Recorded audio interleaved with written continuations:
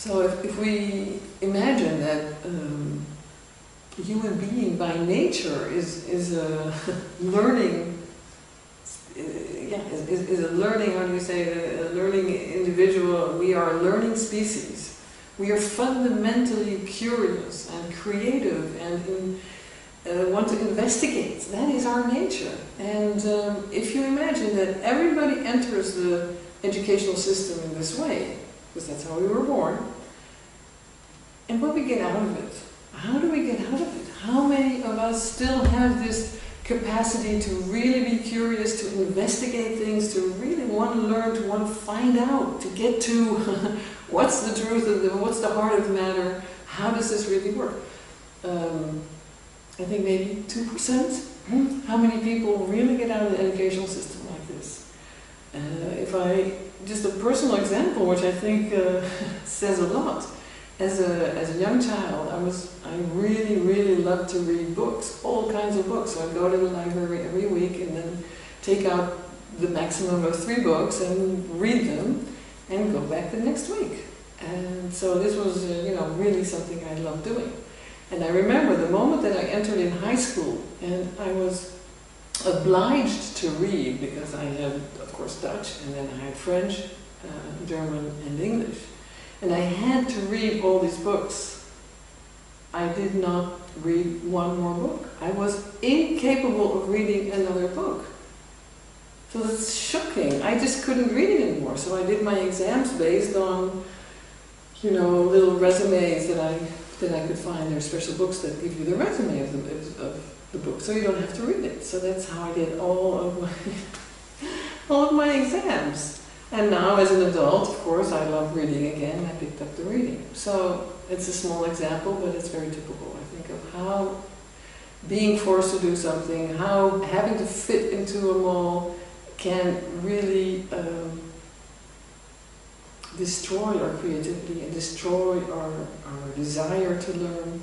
And in this sense, I think the Montessori system is a very beautiful system, because here the child can study what they would like to study. It's an example of an educational system that is geared towards the need of the child, instead of the need of not the need, but the presupposed idea, structure, system of the teacher or the school.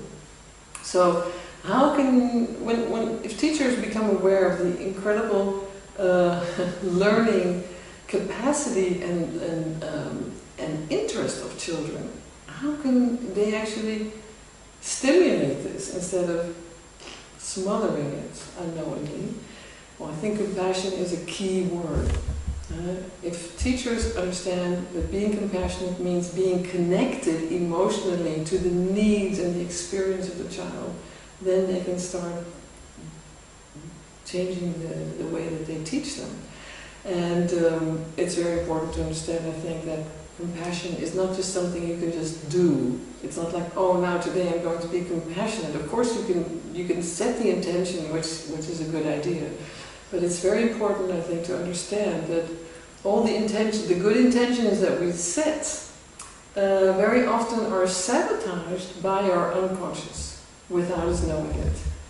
So to project this onto a classroom situation, you can say, okay, well, today I'm going to be full of compassion and connection with all these beautiful children that life has given me to teach and to help develop on their way, and to get everything out of their creative and learning capacity that's inside them. So you have this intention, but then you arrive at school, and then there's a child that looks at you in a certain way that really makes you feel humiliated. For example, the child says a dirty 4-letter word and looks at you. And you feel that it was personally for you, and you feel humiliated. What is going to happen to your compassion, and what's going to happen to your feeling of connection? Chances are that you will feel angry instead, and tell the child in an angry way that his behavior is incorrect. Maybe you will punish him, and the connection, emotional connection between you and the child will be severed. So in order to be able to be compassionate and stay connected even when things get rough, because they will get rough. Of course, working in educational setting is not easy. Any setting in which you have to work with people is not easy, because they will be hurt, they will be frustrated, they might become angry, they will do things that you won't like, they will do things that will touch you, and that will touch upon things that you still have not processed, things that are still hidden inside you. And it's very important, I think that's the first step, to start working on yourself, to look honestly in the mirror. And the mirror is not the mirror in your bathroom, in which we look all too often. The mirror that we need to look in is our perception of the world around us. Because it's the perception, my perception of the world around me, that is my mirror, that is mirroring back to me what I still have to process and have to heal inside myself. So if I'm seeing a bunch of wild, uninterested, aggressive children, this says something about something that is inside me, somehow, which has not yet been healed, and has something to say about what I lived with, what I went through as a child. So this is the mirror.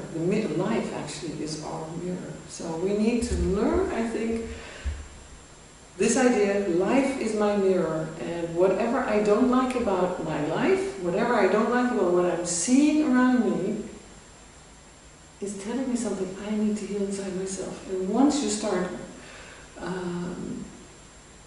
this process, accept this truly, that it's not outside you, it's inside you. So this is not an easy step, because we all like to say, oh, it's not me, it's you, it's him, it's her. Once you accept this, no, it's inside me, okay, then you can start healing that, and then you can come from a space in which connection with the other person becomes almost an automatic response. And compassion will be the automatic result from this connection.